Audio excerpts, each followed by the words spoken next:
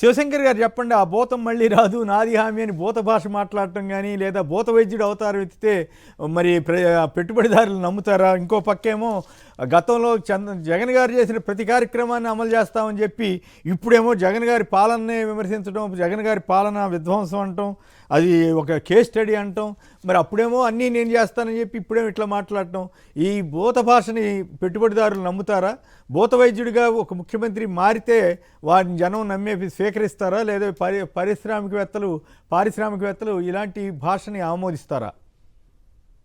Sir, ఇప్పుడు ఆయన మీరన్నట్టు ఆ పదజాలం అయితేనేమి, ఏదైనా కూడా ప్రభుత్వం ఏర్పడినప్పటి నుంచి, ఎన్నికల రిజల్ట్స్ వచ్చినప్పటి నుంచి ఈ రోజు వరకు లేచినప్పటి నుంచి ఎల్లో మీడియా వీళ్ళందరూ కూడాను ఎప్పుడైతే వాళ్ళు హామీలు అమలు చేయలేమని తెలిసిన వెంబడే రాష్ట్రం ఇంత అప్పులు చేసింది, ఇది చేసింది, అది చేసిందని ఏ సందర్భమైన ఆవు కథ ఉంటది కదా, ఆవు కథ లాగా ఏ సందర్భం అన్నా కానీ తీసుకురావడం జగన్మోహన్ రెడ్డి గారు భూతము అనాశనం చేశారు. ఇది ఈ రోజు చెప్తా ఉన్నాము, మీరు నిజంగా జగన్మోహన్ రెడ్డి గారు అనేటువంటి లెక్కలకు మీరు సమాధానం చెప్పలేక, ఈ రాష్ట్ర ప్రజలకు మీరు ఇచ్చినటువంటి హామీలు అమలు చేయలేక, జగన్మోహన్ రెడ్డి గారిని ప్రజలు ఏ విధంగా అభిమానిస్తారో, సీట్లు తక్కువే వచ్చిండొచ్చు, ఓటు శాతం కూడా 40% ఓటు మాకు సెక్యూర్ అయిన విధంగా ఈ రోజు ఉద్యోగుల దగ్గర నుంచి ప్రతి ఒక్క సెక్షన్ కూడాను ఎవరు కూడాను ఈ ప్రభుత్వం పట్ల సంతృప్తి చెందలేదు. కాబట్టి జగన్మోహన్ రెడ్డి గారి మీద ఎక్కడైతే ప్రజలందరూ కూడా మరోసారి అభిమానం పెంచుకుంటున్నారో,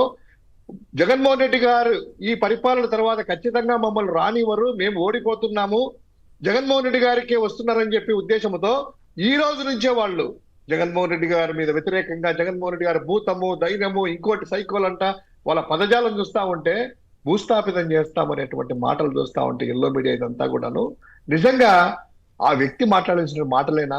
ఆ వయసుకు, ఆ హోదాకి, దానికి సంబంధించిన ఉంటుంది. ఈయన ఏదో మీరు అన్నట్టు ఈయన భూత వైద్యుడో, మాంత్రికుడో, తాంత్రికుడో అయినటువంటి విధంగా ఉన్నట్లుంది. ఎందుకంటే ఆ ప్రజలను కూడా అబద్ధాలు చెప్పి నా మాటల వాగ్దాటితో, నా మీడియా మేనేజ్మెంట్ తోనో ప్రజలు నమ్మిద్దామనేటువంటి ఉద్దేశంతో ఒక మాంత్రికం, తాంత్రికం ఏదో చేస్తున్నట్టు తన మంత్రకారులాగా చిత్రీకరించుకుంటున్నాడు. కానీ గుడ్ అడ్మినిస్ట్రేటర్ లాగా నా పరిపాలన ఎలా ఉంది, నా పథకం ఎలా ఉంది అనేటువంటి చెప్పుకోవడానికి లేకనే పెట్టుబడిదారులు నమ్మి ఇదే ఈ భూతాల గోళ ఏంటి, భూతం గొడవ ఏంది, ఈ భూత వైద్యుడిగా సీఎం మారటం ఏంటి అనే పరిస్థితి వస్తే పెట్టుబడిదారులు నమ్ముతారా? సార్, ఈ రాష్ట్రంలో పెట్టుబడులు అనేటువంటిది ఉన్న పెట్టుబడులు పారిపోయినటువంటి సందర్భాలు. జిందాల్ వాళ్ళు 6,000 కోట్ల రూపాయలు ఈ పాటికి స్టీల్ ప్లాంట్ సగం పూర్తి అయిండేది, వాళ్ళు వెళ్ళి పారిపోయారు. ఏది? ఈ భూతాన్ని చూసి, ఈ భూతాలను చూసేసి, వీళ్ళని చూసేసి వీళ్ళు పారిపోతా ఉన్నారు. ఇండస్ట్రీలు అంతా రాక 90 పైసలకి ఎకరం 20 కోట్ల రూపాయలు చేసేసి 90 పైసలకి, నాకు తెలిసిన టీసీఎస్ వాళ్ళకి ఇచ్చినామంటున్నారు కదా, టాటా వాళ్ళు ఎక్కడ దేశంలో ఇన్ని సార్లు పెట్టారు కదా, వాళ్ళు తక్కువ రేటుకి ఇవ్వమని ఏ రోజు అడగలేదు. అంత తక్కువ డబ్బులు ఇస్తేనే కక్కుర్తిపడి వచ్చే రకం కాదు. వాళ్ళకి అవకాశాలు ఉంటే వాళ్ళు పెట్టుబడులు పెట్టుకుంటారు, సొంత బిల్డింగ్లు కట్టుకుంటారు.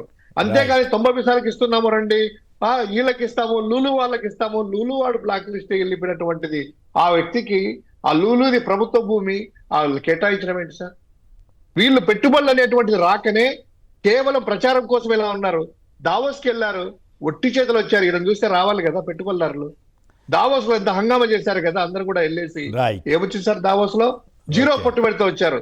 ఈ రోజు పెట్టుబడిదారులు అనేటువంటి వాళ్ళు వీళ్ళ ఎమ్మెల్యేలు కానీ, చంద్రబాబు నాయుడు కానీ, లోకేష్ కానీ ఇలా చూసేసి ఉండే పెట్టుబడి వెళ్ళిపోతున్న ప్రయత్నం చేస్తున్నాయి. కానీ ఏదో జాకీలు పెట్టి లేపుతా ఉన్నారు.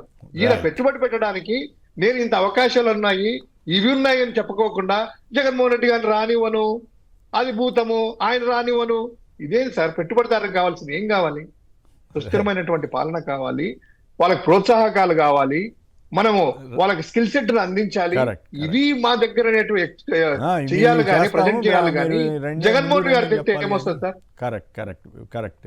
గోపి గారు మీరు చెప్పండి, ఏమిటి సీఎం గారు భూత వైద్యుడు అవుతారు ఎత్తడంతో పెట్టుబడిదారులను అట్రాక్ట్ చేసే అవకాశం ఉందా? మరి ఆ భూత వైద్యుడిని చూసి ఎమ్మెల్యేలు ఎందుకు భయపడలేదని శివశంకర్ గారు అడుగుతున్నారు. ఎమ్మెల్యేలు చాలా చోట్ల అరాచకంగా చేస్తున్నారు కదా, ఈ భూత భాష అనేది రాష్ట్రానికి మంచి చేస్తుందా?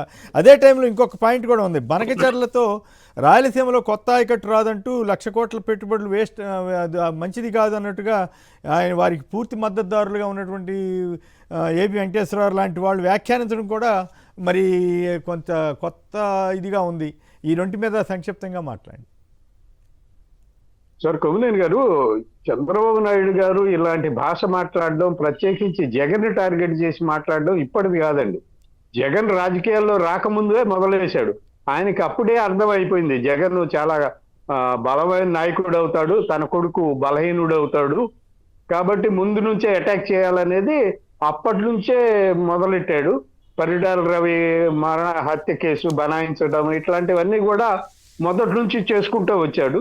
కాబట్టి అదే పద్ధతి. జగన్ అంటే వ్యతిరేకత, భయంకరమైన వ్యతిరేకత. ఎందుకంటే అతని సమర్థత, తన కొడుకు అసమర్థత, ఇవన్నీ కూడా ఆయన తెలుసు. కొడుకు అసమర్థత అని అనక్కర్లేదండి ఇప్పుడు, ఎందుకంటే ఆయన గెలిచాడు, మంత్రిగా ఏదైనా ఆయన కాదుగా మొత్తం షాడో సీఎం అని అందరూ అంటున్నప్పుడు షాడో సీఎం ఆయన అందరూ.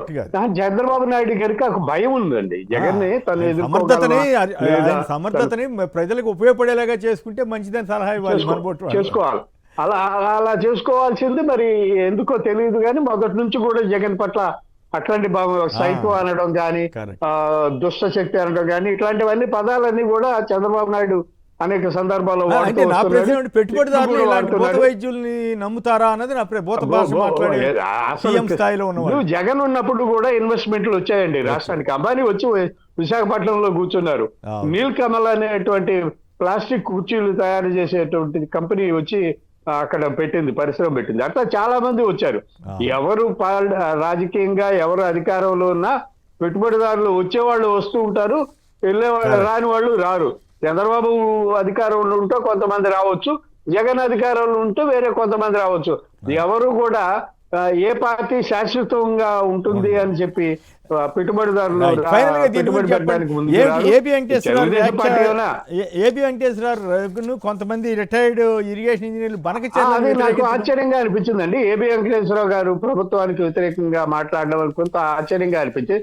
నిజమే, ఇప్పుడు బనకచెర్ల వల్ల కొత్తగా ఆయకట్టు లోపల వచ్చే రాయలసీమలో పెరిగే ఆయకట్టు ఏమి లేదు, కానీ దానివల్ల ఇప్పుడు తెలంగాణలో ముఖ్యమంత్రి గారు కూడా మనం మాట్లాడారు. మరి వాళ్ళు చాలా వ్యతిరేకిస్తున్నారు. అంతర్రాష్ట్ర సమస్య అయ్యే అవకాశం ఉంది.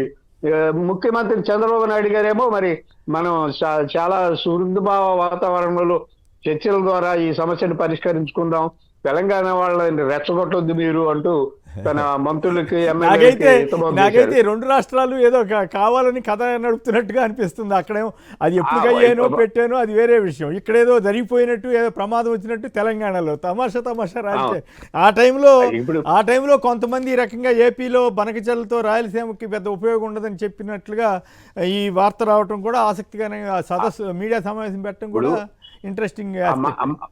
ఆ మాట్లాడిన వాళ్ళలో అక్కినేని భవానీ ప్రసాద్ గారు కూడా ఉన్నారండి. ఆయనకి రాష్ట్రంలో నీటి పారుదల మీద మంచి పట్టు ఉన్న వ్యక్తి. సో అలాంటి వ్యక్తి కూడా స్టడీ చేసి మరి బనకచెర్ల వల్ల ఒక ఉపయోగం లేదు అని మాట్లాడారంటే మరి ప్రభుత్వం ఆలోచించుకోవాలి ఎందుకు ఈ ప్రాజెక్ట్ ని చేపట్టారు అనేది అర్థం కాదు. చేపట్టచ్చు కానీ ఇప్పుడు అసలు 1,00,000 కోట్లు ఒకే చోట ఇది పెట్టడం అది వాళ్ళ కీలకమైన పాయింట్ ఏంటంటే నల్లమల కొండల్లోంచి 3 ఏళ్లలో 26 కిలోమీటర్ల సొరంగం తవ్వగలరా అనేది ప్రశ్న. ఇది వెలుగొండ సొరంగం 18.5 కిలోమీటర్లు 30 ఏళ్ల నుంచి పూర్తి చేయలేదు, వీళ్ళు 26 కిలోమీటర్లు ఎప్పుడు చేస్తారని వీళ్ళు అడుగుతున్నారు. అది కాకుండా కాస్ట్ రియలైజేషన్ ఎంత ఉందనేది కూడా లేదు. అసలు ఏ దేశం టెక్నాలజీ తీసుకొచ్చినా అంత పొడవైనటువంటి టన్నెల్ తవ్వడం అనేది ఇప్పట్లో అయ్యేది కాదు. ఒక 50 సంవత్సరాలు పట్టుద్ది అది పూర్తి అవ్వాలంటే. నాకు సమయం కావాలి సార్. ఇప్పుడు ఏబి వెంకటేశ్వర గారు చెప్పిచ్చేసేసి బనకచెర్ల ప్రాజెక్టు మంచిది కాదు, ఇది అనాలోచిత నిర్ణయం అనేటువంటి చంద్రబాబు తప్పటి బాగుంది. అందులో ప్రతిపక్షం నోరు ఇప్పదు, ఎందుకంటే కాంట్రాక్టర్ కాబట్టి అన్నారు. అయ్యా కాంట్రాక్టర్ ఎవరు? మెగా కృష్ణారెడ్డి. మెగా ఇంజనీరింగ్ కి మీ చంద్రబాబు నాయుడు గారే కదా మొన్న కూడా వాళ్ళ ఊరికి వెళ్ళేసేసి ఆ గుడి కూడా ఓపెన్ అయితే కనుక వాళ్ళ కుటుంబ సభ్యులతో కలిసి పట్టాలు వేసుకుంది ఎవరు? హెలికాప్టర్ వేసుకుంది ఎవరు? నిజంగా ఆ మెగా కృష్ణారెడ్డికి అయితే ఇది బనకచెర్ల ప్రాజెక్టు ఈ రోజు కాదు, మీరు కాంట్రాక్టర్ల కమిషన్ల కోసము 10% కక్కుర్తిపడి చంద్రబాబు నాయుడు గారు చేస్తున్నారని మేము మొత్తుకుంటున్నాము. మేమేమంటున్నా పోలవరం ఎత్తు తగ్గించద్దయ్యా, దాని ద్వారా మనం చూసుకున్న కృష్ణా జిల్లా ఇలా వాడుకుంటాం మేమని చెప్పి మేము చెప్తున్నాము. అదేవిధంగా రాష్ట్రంలో చాలా ప్రాజెక్టులు 5% 2% నిధులు కేటాయిస్తే పూర్తయితాయా? వెలుగొండేందుకు ప్రకాశం జిల్లా నెల్లూరు వస్తాయి, బనకచర్ల నీ కమిషన్ల కోసం మీరు నాటకాలు ఆడుతున్నారని మేము మొత్తుకొని చెప్తున్నాం. ఏపీ వెంకటేశ్వరరావు గారు ఏంటంటే మీరన్నట్టు 2 రాష్ట్రాల ముఖ్యమంత్రులను సాటిస్ఫై చేస్తూ ఏదో జగన్మోహన్ రెడ్డి గారి మీద ఇంకో విధంగా అని చెప్పి ఒక డ్రామాలు ఆడుతున్నారని తప్ప చిత్తశుద్ధి అంటే చంద్రబాబు నాయుడు నిలయండి. మెగా ఇంజనీరింగ్ ఎందుకు వెళ్ళావా వాళ్ళ ఇంటికి? మెగా ఇంజనీరింగ్ ఎందుకు ప్రాజెక్టులను ఇస్తున్నావు? మెగా ఇంజనీరింగ్ ఎందుకు కంటిన్యూ చేస్తున్నావు అని చంద్రబాబు గారిని ఏపీ వెంకటేశ్వరరావు అడగాలి, ప్రతిపక్షాన్ని కాదు. వైసీపీని అడుగుతున్నాడు ఆయన. YCP right.